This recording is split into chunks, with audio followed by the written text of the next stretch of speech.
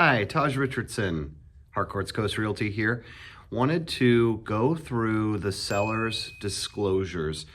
Now, what it is basically a document that's about 4 pages long, consists of about almost 100 questions, and you basically answer them yes, no, I don't know, or it doesn't apply to this house.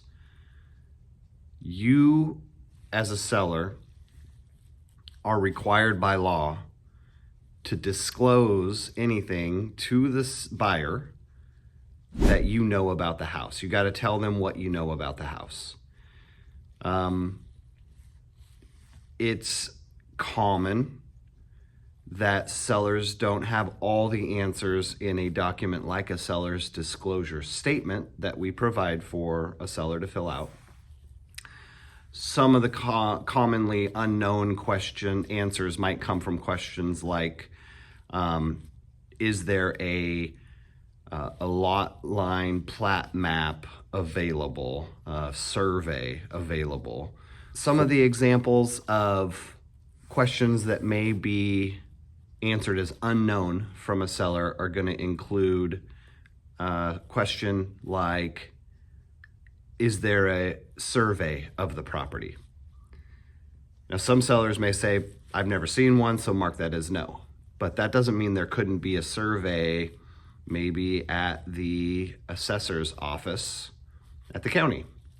And so in that scenario, a seller may decide to opt into marking that as unknown.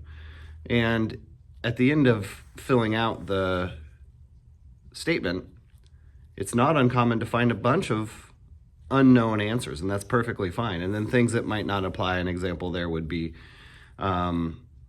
the form has a section about septic tanks and you're on sewer. So all that doesn't apply. And then there are things like, has there ever been a leak in the roof? A leak in the roof is going to be an answer where you're gonna have a pretty good understanding of yes, no on that. And then the one area that can trip people up is answering a question that could have happened in the past, but the seller has no evidence of that.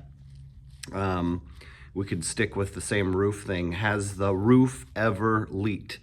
Now, that's an interesting question, and a question that could be marked unknown. If the roof is 25 years old and the seller didn't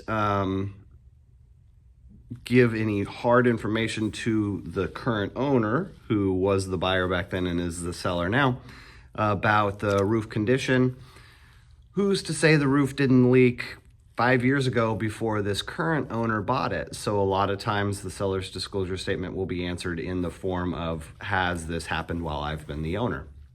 And that's a perfectly legitimate way to fill out that form. So the seller's disclosures, you have to disclose everything. That's the secret, easy answer. Anything you know about the property, answer truthfully. The seller's disclosure statement is how we do that to help the buyer understand as much as we can about the house. And at the end of the day, that's what leads to a seller having an advantage when it comes to working with a buyer through a transaction. The more that we can lay out there for the buyer, honestly, earlier the better too, which is why we love pre-listing inspections, then we are getting a little bit of a negotiation advantage as a seller. So disclose everything, mark the seller's disclosure statement as truthfully as possible. If more information's needed in an answer, like, yes, the roof leaked, but we fixed it, and here's how we fixed it, then we have a way to explain in detail those kinds of answers.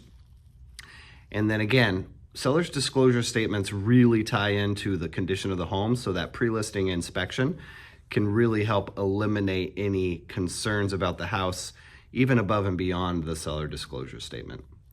My name's Taj Richardson with Harcourts Coast Realty. Follow our YouTube channel for all kinds of great, helpful information, and we're always here to help you with your real estate needs on the Oregon coast. Thanks so much.